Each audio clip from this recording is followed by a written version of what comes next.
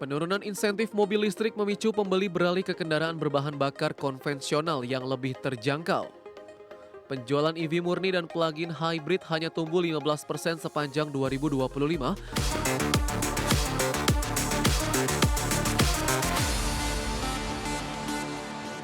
Secara global, penurunan insentif mobil listrik memicu pembeli beralih ke kendaraan berbahan bakar konvensional yang lebih terjangkau. Tren ini terlihat jelas di pasar utama seperti Tiongkok dan Eropa, di mana hybrid serta mesin pembakaran internal kembali mendominasi preferensi konsumen.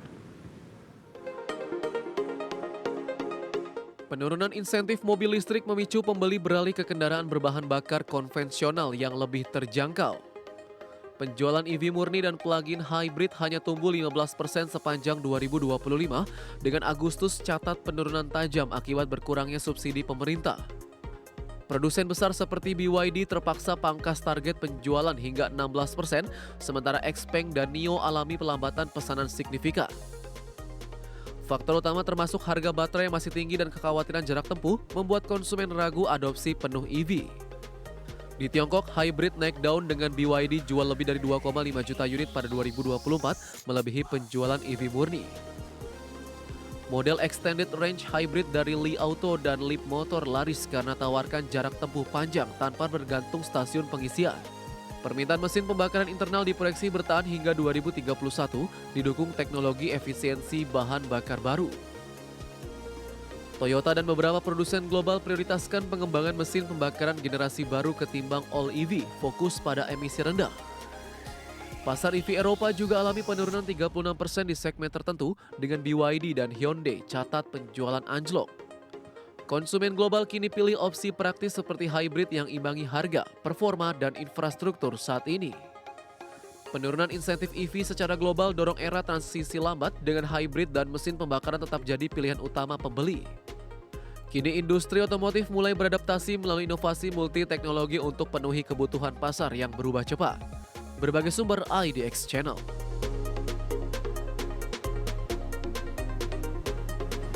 Chery berkolaborasi dengan HBIS Group memperkenalkan plat baja hot form ultra kuat mencapai 2.400 MPa, memecahkan rekor dunia sebelumnya 2.200 MPa dari Xiaomi. Terobosan material Tiongkok ini meningkatkan keselamatan kendaraan melalui struktur lebih tangguh saat tabrakan. Chery berkolaborasi dengan HBIS Group memperkenalkan plat baja hot form ultra kuat. Plat baja ini digunakan untuk komponen kritis seperti pilar A, B, balok anti tabrakan pintu, ring pintu, dan palang pelantai yang dilindungi penumpang. Secara tradisional, industri otomotif pakai baja 1.300 hingga 1.800 MPa, namun Chery dan HBIS Group atasi tantangan kekuatan tinggi tanpa kurangi ketangguhan atau kemampuan bentuk. Material ini lalui uji ketat termasuk pemasangan kendaraan dan verifikasi bim pintu, hasilkan stabilitas mekanis superior.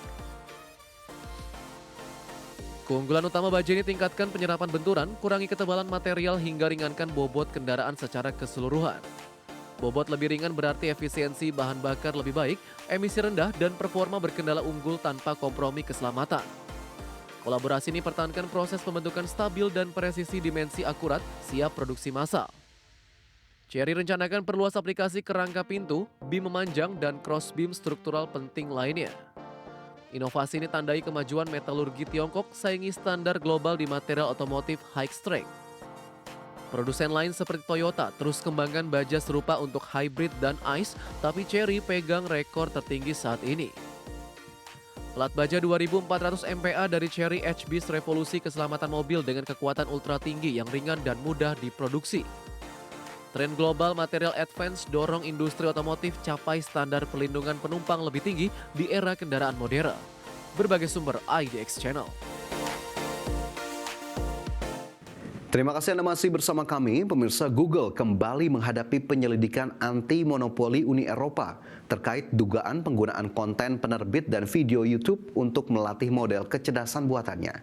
Ini menjadi investigasi kedua dalam sebulan yang mempertegas kekhawatiran regulator atas dominasi Big Tech dalam teknologi AI.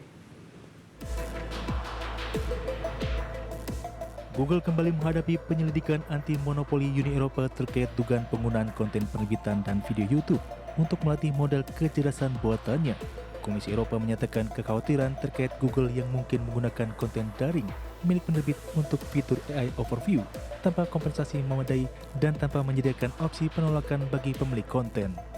Kepala Anti Monopoli Uni Eropa Teresa Ribera menilai Google bisa saja menyalahgunakan posisi dominannya sebagai mesin pencari dengan menerapkan persyaratan perdagangan yang tidak adil. Penyelidikan ini muncul setelah adanya pengaduan dari penerbit independen pada Juli lalu dan diperkirakan memperuncing tensi dengan Amerika Serikat. Di sisi lain, Google membantah tuduhan tersebut dan menyebut bahwa pengaduan para penerbit berpotensi menghambat inovasi di pasar yang semakin kompetitif. Perusahaan juga menegaskan tetap bekerja sama dengan industri berita dan kreatif di tengah transisi menuju era AI yang lebih luas. Di mana AI Overview sendiri merupakan ringkasan berbasis AI yang ditampilkan di lebih dari 100 negara dan mulai menampilkan iklan sejak Mei lalu. Adapun selain AI Overview, kebijakan spam Google juga tengah ditinjau setelah adanya laporan dari para penerbit, memperbesar potensi sanksi dari regulator Eropa. Jika terbukti melanggar aturan anti-monopoli, Google berisiko menghadapi denda hingga 10% dari pendapatan tahunan globalnya. Selain itu, sebelumnya Uni Eropa juga membuka penyelidikan terhadap Meta atas dugaan pembatasan akses pesaing AI di WhatsApp, menandai semakin ketatnya pengawasan regulasi terhadap raksasa teknologi. Berbagai sumber, ID Action. Pemirsa, Honda resmi merilis Forza 125 model 2026 untuk pasar Eropa dengan pembaruan warna dan fitur premium. Scootic Gambot 125cc ini dipasarkan mulai 119 jutaan rupiah dan tetap menjadi salah satu model terlaris Honda di benua biru. Honda resmi merilis Forza 125 model 2026 untuk pasar Eropa dengan pembaruan warna dan fitur premium. Honda Forza 125 2026 hadir dengan penyegaran warna Pearl Cold White dan Pearl Next Star yang dilengkapi velg bronze serta grafis eksklusif. Model ini merupakan skutik populer di Eropa dengan penjualan lebih dari 140.000 unit dalam satu dekade.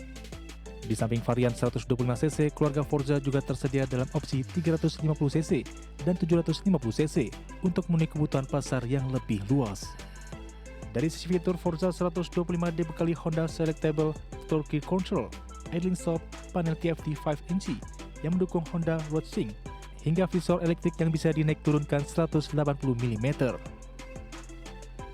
Motor ini juga menyediakan port USB-C, bagasi luas, dan smart key yang memperkuat kesan premium.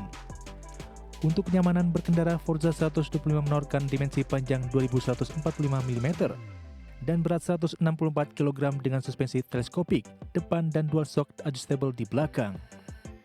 Adapun Forza 125 menggunakan mesin 125cc ESP Plus berpendingin cairan yang menghasilkan tenaga 14,55 detik dan torsi 12,3 Nm.